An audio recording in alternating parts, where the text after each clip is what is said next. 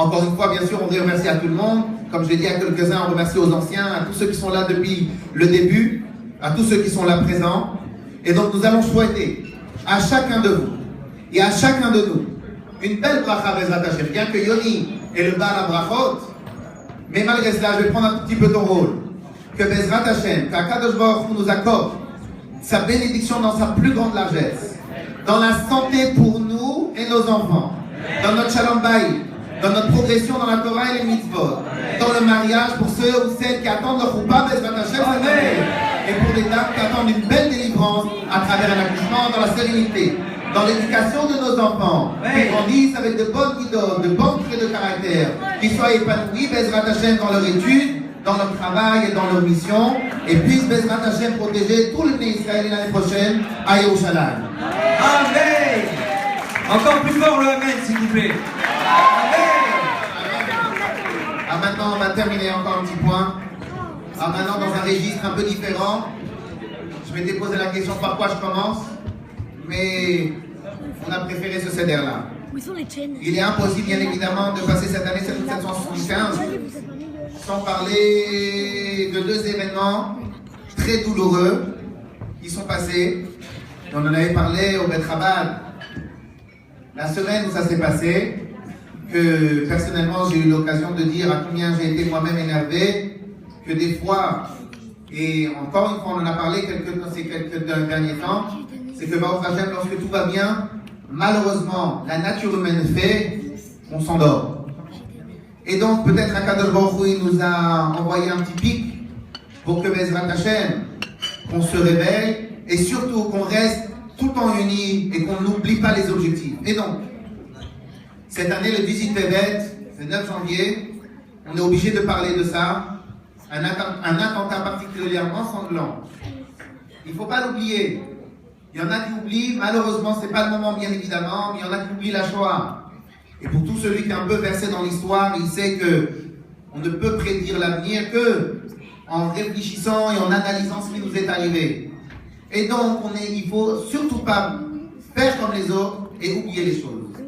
Et donc, un attentat antisémite, on est obligé d'en parler, je suis désolé, a été perpétré dans les magasins de hypercachère de Vincennes, où 4 de Bnei Israël ont été sauvagement et froidement, comme vous le savez, la suite.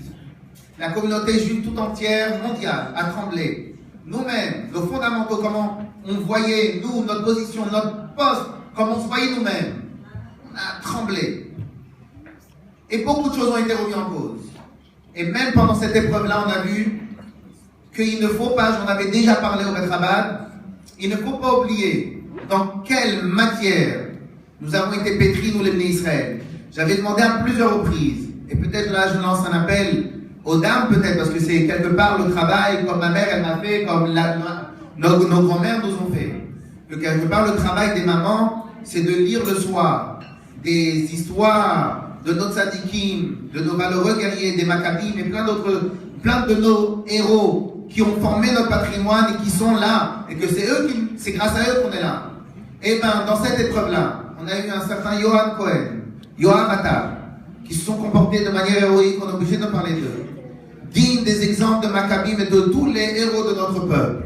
Nous aurons une pensée aussi pour l'élévation de leurs âmes, ainsi que l'élévation de l'âme de Shlomo Saada, et Philippe Braham, qui venait aussi au Bet Chabad, et que Bezrat Hashem, que leur neshama soit élevé très très haut, et qu'Akadosh Baruch Hu donne la force de se rappeler d'eux. Cependant, Akadosh Baruch Hu ne nous abandonne jamais, Israël, Hashem n'abandonnera jamais ses enfants, et malgré toute cette épreuve, notre travail sera de montrer comment, comme le rabbi précédent l'a dit, il venait d'être libéré alors qu'il avait eu un décret extrêmement grave sur la tête, et devant tous les ennemis, il avait bien précisé dans un mahamar, il faut savoir, nous, le Bnei Israël, et ça, Bezrat Hashem, j'aimerais que nous-mêmes on se pétrisse de ce mot-là, qu'il faut savoir que malgré tout ce qu'on voit autour de nous, que ce n'est que notre corps qui a été envoyé en galoute, mais notre esprit, notre neshama, nous, le Bnei Israël, il est éternel, et notre esprit, notre neshama, il est au-delà de tout cela. Nous avons aussi une très forte pensée à notre cher ami, Patrice Chaim Walid, qui a été parmi les premières victimes de l'attentat. et nous souhaiterons bien évidemment une grande réfouache les mains pour lui et de grandes bénédictions pour toute la famille. Et en plus, il a eu un petit bébé dernièrement, donc on va lui souhaiter un Mazal Tov et une grande bénédiction pour toute la famille. Et bien sûr, le deuxième événement, je suis désolé pour tout le monde, on ne peut pas passer à travers. Et bien sûr, nous ne pouvions pas faire ce soir-là, ce gala-là, ce grand rassemblement, sans parler de notre cher petit soldat, petit par son âge, mais grand par sa personnalité, notre cher Shmuel Fraji Kayat, rappelé à Hachem à la suite d'une longue et douloureuse maladie, comme vous le savez tous, qu'il a beaucoup affaibli. Et des fois, dans la douleur, à Kadosh Baruch Hu, il parsème certains indices afin de faciliter et alléger la douleur et dire que les choses ne sont pas un hasard. La Hashgacha Pratit a décidé que la première fois où a été organisée une mitzvah, en l'occurrence un Forbregen, pour sa refouach lema, a été le 12 Tammuz. La première fois, ça a été le 12 Tammuz, qui est la date d'anniversaire de la libération du rabbi précédent de Lubavitch. Nous étions tous rassemblés à l'époque. Sûrement certains ils se souviennent. On était au 101 rue de Petit Château, là où se trouve la crèche actuelle. Et nous avons fait un grand Forbregen, puisque la nouvelle, elle était toute fraîche. Et à l'époque, on avait vraiment chacun, il avait déjà commencé à réfléchir. On a voulu, comme on va voir dans quelques instants, et surtout par l'impulsion de Yoni, sa femme, toujours dans la simcha. Et depuis, beaucoup de cours de Torah ont été donnés, beaucoup de décisions, de rajouts dans les mitzvot ont été prises. Et bien évidemment, j'en suis sûr que je me permettrai de vous remercier au nom de la famille. Une des questions continue, à l'ordre de chacun, chaque jour. Chacun y pose des questions comme ça. Comment va le petit Shmuel Fraji Kayat? Et bien sûr, une très grande leçon d'Emouna. Je l'ai déjà dit à plusieurs reprises, mais je le pense vraiment. D'Emouna, de bitachon, de confiance en Hachem et de simcha, nous a été donné et enseigné par Yoni et Sarah, son épouse, qui pendant tout le temps de l'épreuve, ils ont gardé le moral et n'ont transmis autour d'eux que des paroles fortes et réconfortantes. Quelque temps avant Pessah l'année dernière, l'état de santé de Shmuel Fraji s'était dégradé de manière conséquente, et là encore, malgré la souffrance énorme qu'il avait, le petit Shmuel Fraji a continué à sourire, surtout étudier la Torah, parler continuellement de sujets spirituels, et garder toujours le petit mot de simcha et sympathique à l'égard de toutes les personnes qui venaient le voir. Et, comme on l'a dit tout à l'heure, Dieu il envoie des indices très particuliers. Et le 11 Tammuz 5775, le 9 juillet, la veille du 12 Tammuz, 6 ans, presque jour pour jour après l'annonce de sa maladie, l'âme de Shmuel Fraji a été rappelée à son créateur. La communauté, bien évidemment, tout entière, les proches, les amis, toutes les personnes qui ont prié et étudié pour lui, ont été touchées profondément. Je suis encore désolé de tout ce qu'on va dire, mais nous sommes obligés. L'enterrement qu'a eu Shmuel Fraji est un enterrement digne des plus grands rabbinim. Des centaines de personnes se sont rassemblées autour de lui. Et encore un fait marquant, ce sont Yoni et Sarah qui ont soutenu tout le monde et ont remonté le moral des gens.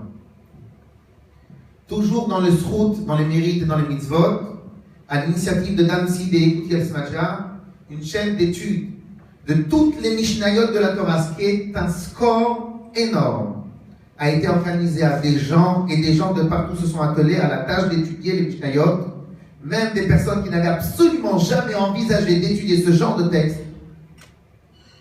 Et bien, en une année, Bezrat Hashem, le Sioum, la clôture de l'étude du chasse entier de Mishnayot va se terminer, Bezrat Hashem, le 18 juin, et vous y êtes bien évidemment tous invités. Et tout ça grâce au sroud et au mérite de ce petit Shmuel Fraji. Shmuel Fraji Kayat a de son vivant donné à un grand nombre de personnes la possibilité de s'approcher d'Hachem. Et même après, il a continué à donner de l'entrain dans l'étude. Je rajouterai une dernière phrase, que quelque part, il y a peut-être que lui qui aurait pu la donner, cette petite phrase. Et il a dit, comme ça ils ont raconté, il a dit à sa sœur, que quelque part, il y a un bienfait dans cette maladie, c'est qu'il ne se serait jamais rapproché autant d'Hachem s'il n'avait pas eu cette maladie.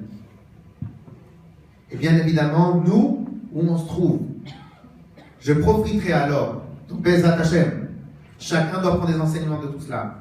On profitera de cette occasion pour souhaiter une grande refoua shlema à toutes les personnes qui en ont besoin, et particulièrement Fradi Ben Zala Bezrat Hachem, que Akadosh Baruch Hu lui envoie que des bonnes nouvelles qui sont déjà sur le chemin.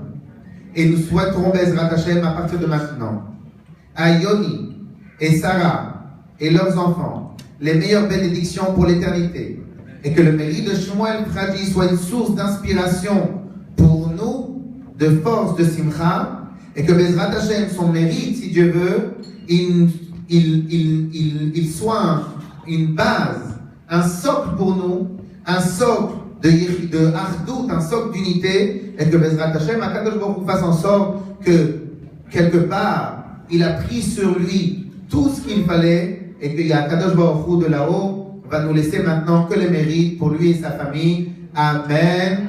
Ken et Ratzon. Amen.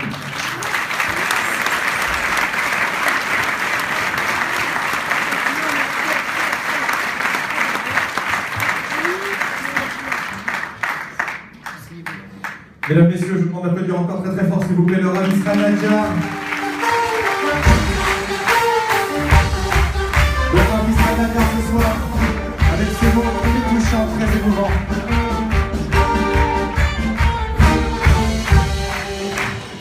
Alors, je vais te demander, Yoni, dans un instant de rejoindre ta table.